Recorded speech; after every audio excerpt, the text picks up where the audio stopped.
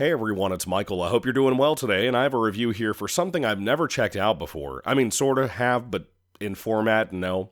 For anybody who doesn't know, Marvel Essentials that I talk about all the time here on the channel had a competitor back in the day from DC, and I never knew about this. The Marvel Essentials were in black and white. They were reprints in order of comics from whatever character you wanted.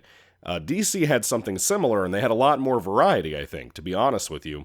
And their print was called DC Showcase Presents, which is not too off from the original comics called DC Showcase that premiered things like this particular character. And these Presents lines were kind of cool. A lot of them, Volume 1 would be like $10, and the rest would be like 15, 16, like how Marvel Essentials were. But there's a character I've always wanted to check out, and that is Green Lantern. And I've read a little bit about Green Lantern, mainly from the first maybe 100 pages of this book, 150 pages.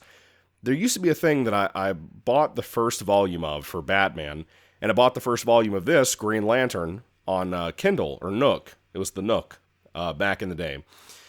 And essentially it was called Green Lantern Chronicles. The one I bought for Batman is a physical copy called Batman Chronicles, but they did the same thing but in color. And again, they were about 160 pages. This big old book here is like 525. And unlike Marvel, I'm glad they put like actual page numbers in this book, you know, not just on each comic individually, but in the corners of the top. So this is collecting a lot of comics here. Like I said, it's almost 550 pages long. It is collecting Showcase number 22 through 24, the premiere of Green Lantern, a few of his stories. And then it starts up Green Lantern number 1 on to number 17. So there's about 21 issues in this book. And they're formatted kind of weird. And I still am not entirely sure. I know that Hal Jordan is not the first Green Lantern ever. I think that was Alan Scott, if I remember correctly. I'm not really... I'm brand new to Green Lantern. Outside of Jon Stewart from the cartoons, who I love, the Ryan Reynolds movie, and then this, that's all I know about Green Lantern.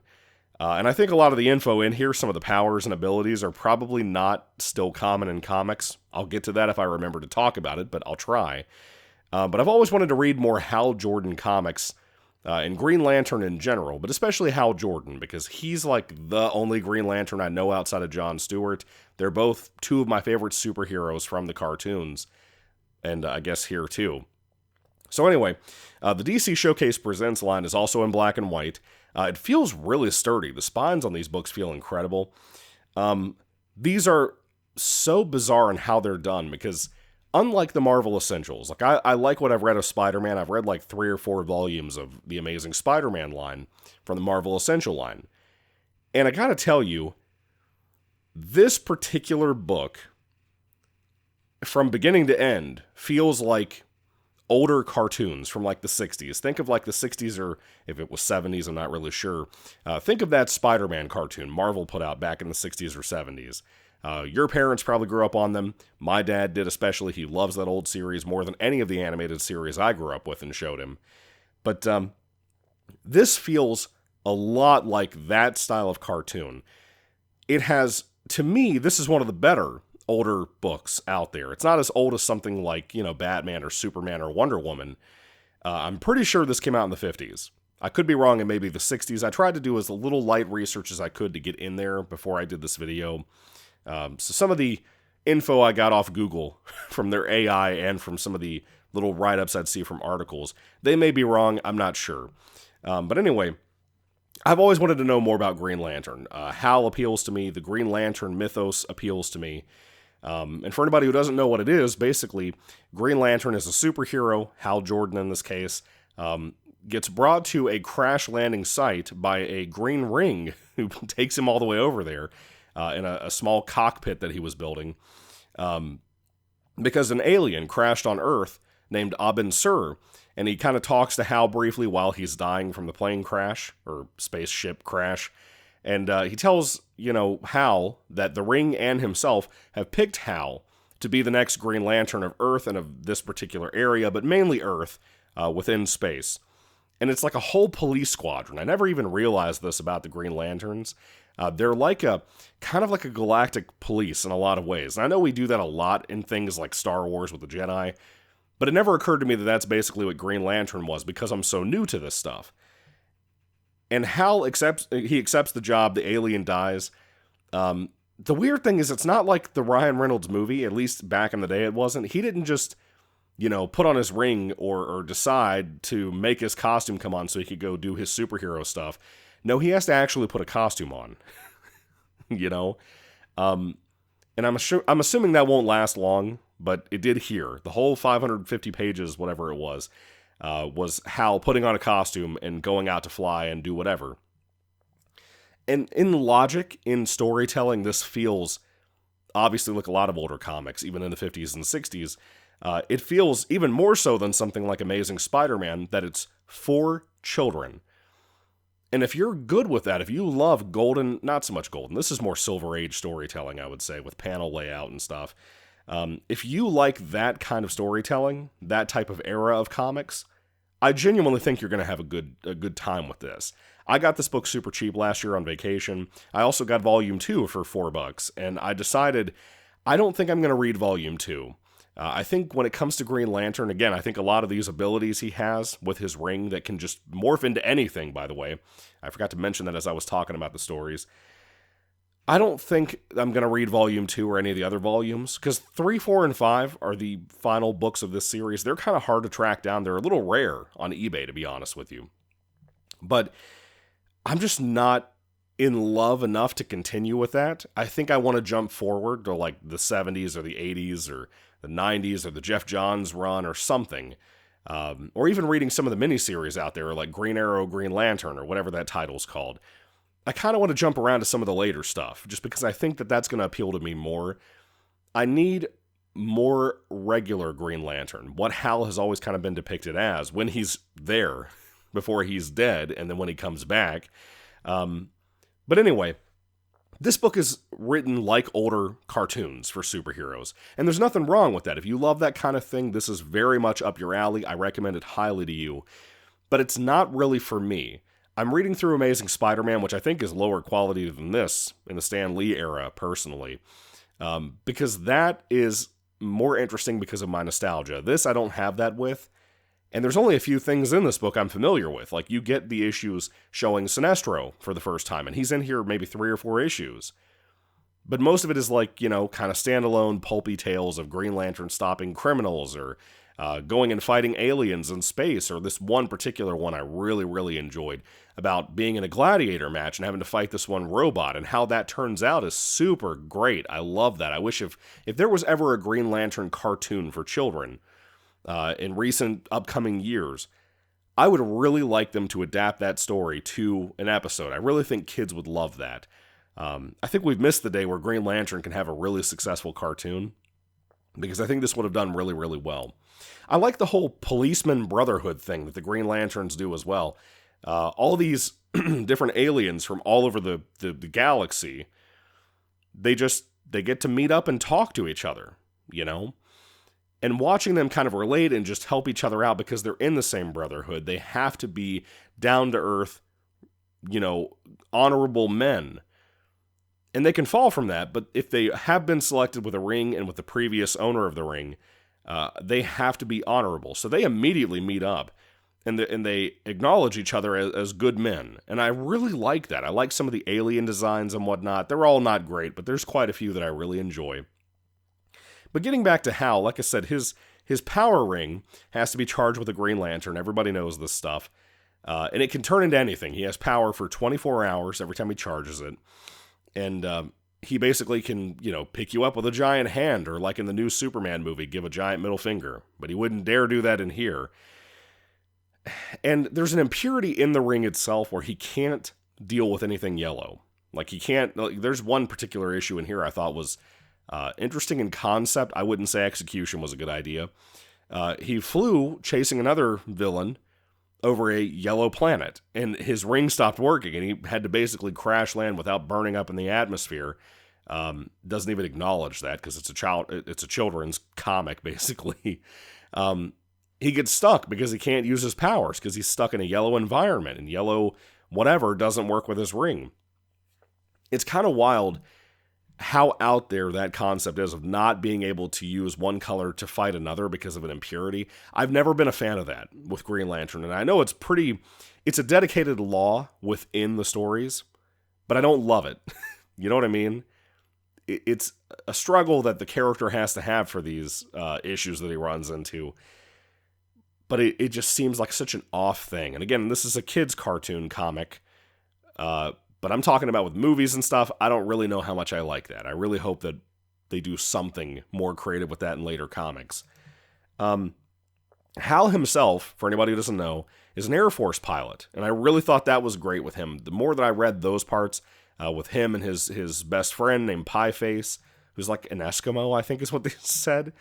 But he's an engineer, grease monkey, and he's really, really good at his job too. I like their friendship. I really genuinely like how Hal and Pieface are as friends. Hal also has a crush on the girl who ends up becoming his boss because her dad, who's his, boss, goes missing, Carol. Carol's kind of the generic female character you had in these older comics. Dumb as a box of rocks, like Hal can disappear and Green Lantern can show up and they literally have the same physical form, same hairstyle, whatever, but a little tiny mask and a green and black outfit, and she is so confused that that's not the same person. Kids comics, what are you going to do? But I kind of got annoyed more and more because like every issue would be, hey, I've got to go meet up with Carol to have a date night, and then he would leave like an hour into their date and make her go home. Like it was really fucked up for Carol. Hal is not, in that regard, he is not a great guy, but it's in the same vein as somebody like Peter Parker. So again, if you're cool with that, you'll probably enjoy this. And I do recommend it to people who think they're interested in checking out some older Green Lantern stuff. This is not unreadable. It just wasn't for me, as I've said. But it had its moments. The stuff with Sinestro could be kind of creative and fun. I just think it needed more pizzazz, if you will.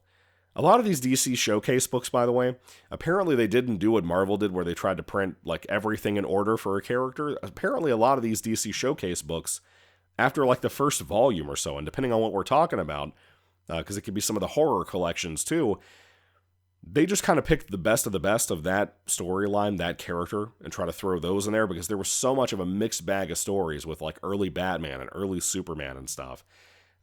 They start out publishing them in order, but from what I understand, the way the books are advertised on the back, they don't always have the issue numbers, and it seems like they flat out say, this is the best collection of whatever character.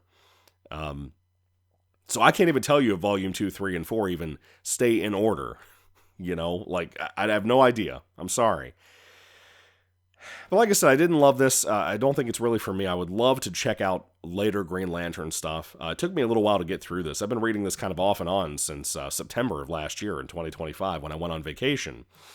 But it's been a bit of a mixed bag. I would still rate it like a positive rating, like a 3 out of 5, It was solid for what it was. I actually think the art is a lot more consistently great, especially in the early issues and the later part of the book, because it kind of has a time in the middle where it meanders. I think both the beginning and the middle, or the beginning and the end of the book, really have some solid art. Nothing super impressive like a 70s Ghost Rider or a Punisher early on, but impressive enough that I thought it was better than a lot of the Jack Kirby stuff for Spider-Man, to be honest with you. And I don't remember which one came first. Like I said, my info was a little, I guess you could say I'm a little curious about the info I was given from Google. But even so, I really enjoyed this for what it was. I recommend it to the right person. I don't think it's for everybody. It definitely isn't for me. And I probably will not reread this anytime soon, which, like I said, is probably why I'm going to go ahead and not read Volume 2 and try to sell these off or give them to somebody. I wish it was better. I wish I could say more, but a lot of it is just, I don't know, man. It's not even that it's messy. It's just, I'm not a big fan of that original Spider-Man cartoon I brought up, so like that's part of the issue. It's just not really for me. If I had kids, I'd love to give this to them. I think that they'd probably really dig it, but as an adult, this is one of those things that's kind of harder to go back and get into, just from the setup of it, the way it's executed.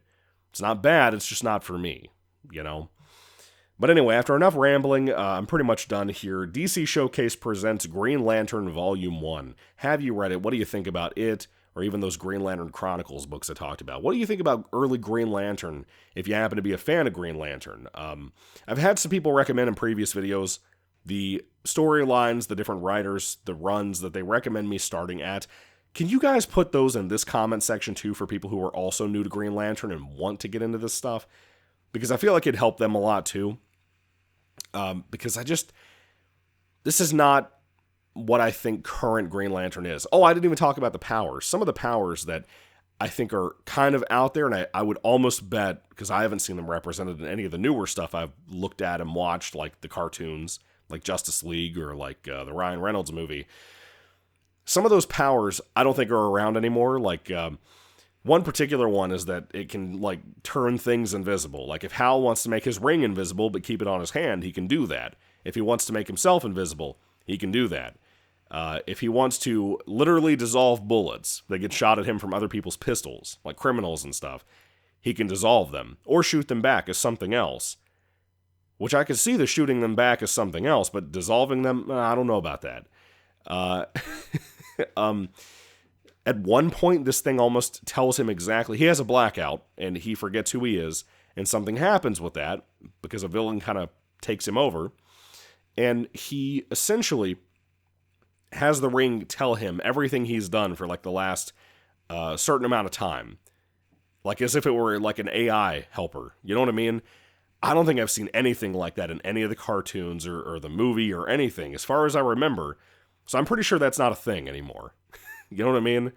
But if you guys know any other powers I'm forgetting here, let me know if those things still happen or not in the, again, like the Jeff Johns run, or the Green Lantern, Green Arrow run, or whatever. I would just be curious what actually made it out of the Silver Age for this character. But I want to read more of this. I want to be able to talk more about Green Lantern and not feel like a doof when I talk about how cool I think he is. I feel like it's going to be for me. I don't mind cosmic adventure stuff, but it has to be good. It has to be well done. And Green Lantern, just the art style and everything, it appeals to me, and I like Hal as a character. He's not perfect, but I like him, you know? So anyway, I'm done rambling on now. This wasn't a great review, but it is what it is. So let me know what your thoughts are about Green Lantern down below. Put those recommendations, like I said. Thank you all for watching, guys. God bless you all. Catch you later, and goodbye.